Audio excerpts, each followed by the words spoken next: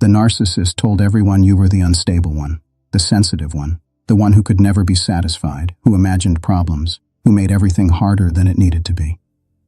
They built that story carefully, brick by brick, and for a while, maybe a long while, you believed it too.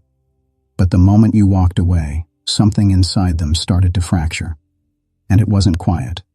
It wasn't dignified. It was the kind of unraveling that reveals exactly who they always were underneath the performance. What most people don't realize is that your leaving didn't just inconvenience the narcissist. It didn't just bruise their ego. It triggered a collapse that they are genuinely not equipped to handle, because you were never just a partner to them.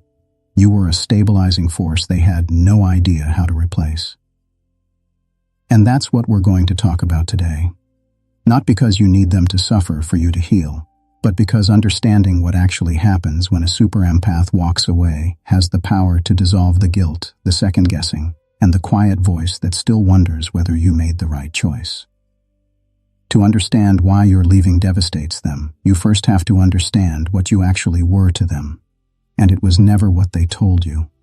Narcissists don't experience relationships the way emotionally healthy people do. Where most of us seek genuine connection, shared vulnerability, and mutual support, a narcissist seeks what psychologists call narcissistic supply: attention, admiration, emotional reactions, and control. It's the fuel that keeps their fragile sense of self intact. Now, a super empath is an unusually potent source of that supply. You feel deeply. You try to understand people at their core. You extend compassion even when it costs you. And early on, that combination was intoxicating to the narcissist.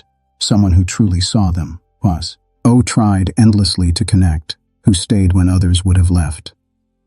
Dr. Gabor Mate has written extensively about how early emotional wounds create an insatiable need for external validation in certain people.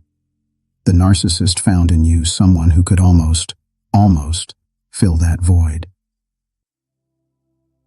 But here's what made you different from their other sources of supply. You also saw through them. Maybe not immediately. Maybe it took months or years. But there came a point where your empathy, the very thing they exploited, turned into clarity. You started to recognize the patterns, the manufactured crises, the subtle put-downs wrapped in compliments, the way the story always shifted just enough to keep you off balance. Super empaths don't just feel deeply. They eventually understand deeply. And for a narcissist, that is terrifying. When a super empath goes no contact, something happens inside the narcissist's psychological world that most people never get to witness. The clinical term is narcissistic collapse, a state that occurs when the narcissist's supply is suddenly and completely severed. Think of it like pulling the structural beam out from beneath a building that was already leaning. The facade, which was always held up by your energy, your reactions, your presence, has nothing left to lean on. Research in personality psychology shows that individuals with narcissistic personality disorder experience profound emotional dysregulation when faced with perceived abandonment. Their nervous system doesn't process this loss the way yours does. Where you might grieve, they rage. Where you might reflect, they project. Where you might eventually find peace, they spiral. Because the one thing they never developed is the ability to self-soothe without an external source doing it for them. You leaving doesn't give them a moment of painful introspection. It gives them a free fall. Here's where it gets painful to watch, even from a distance, because the narcissist doesn't quietly accept the loss. They destroy themselves in the trying. The smear campaign starts, and instead of making you look unstable, it reveals their desperation to anyone paying close attention. The rage texts come, and every one of them dismantles the composed, unbothered persona they spent years constructing.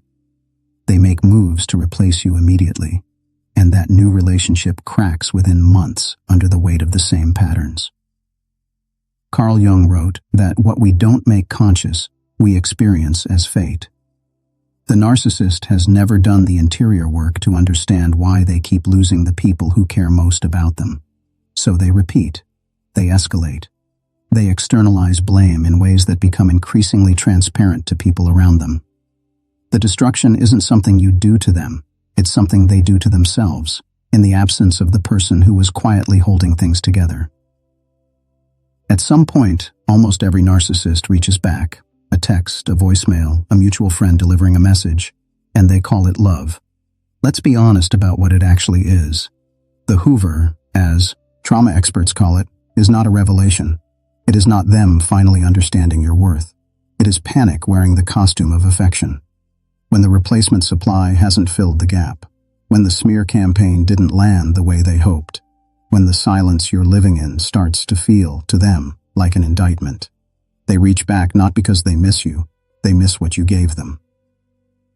Your instincts are right to read that outreach with caution, because the moment you respond, you confirm to their nervous system that the lever still works, that you can still be pulled back, that the control isn't entirely gone.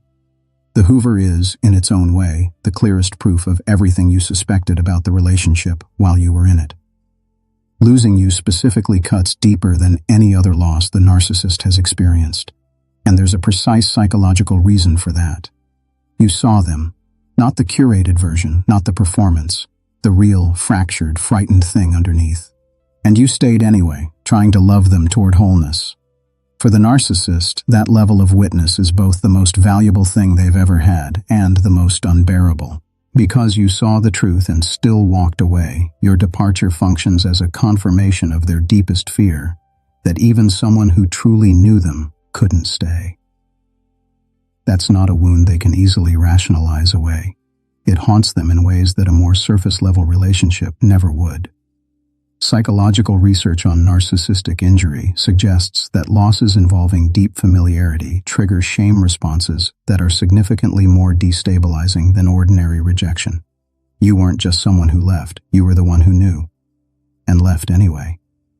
That distinction lives in them long after they've convinced themselves they're fine. So what does all of this mean for you, standing on the other side of that relationship? It means that the guilt you've been carrying, the worry that you gave up too soon, that you were too harsh, that you somehow failed them, is built on a false premise.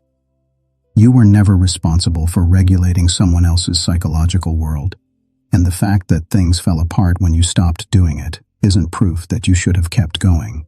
It's proof that you were never supposed to be carrying that weight in the first place. You're allowed to leave without justification. You're allowed to protect your peace without rehearsing a defense for it. The empathy that made you so valuable to them is the same quality that will now serve you, but directed inward, toward your own healing, your own rebuilding, your own life. The narcissist needed you to stay confused, stay small, stay questioning yourself. And you didn't. That decision, the one that probably felt like the hardest thing you'd ever done, was also the most powerful. Not because it punished them, but because it freed you. Trauma experts remind us that healing doesn't happen in the presence of the thing that hurt you. It happens in the distance you create and then defend. The narcissist's unraveling is a byproduct of your healing, not the goal of it. Let it be background noise. Let yourself be the main story now. You saw through them. You stayed anyway. And then when it mattered most, you chose yourself. That's not weakness wearing the mask of sensitivity. That's a super empath remembering who they are.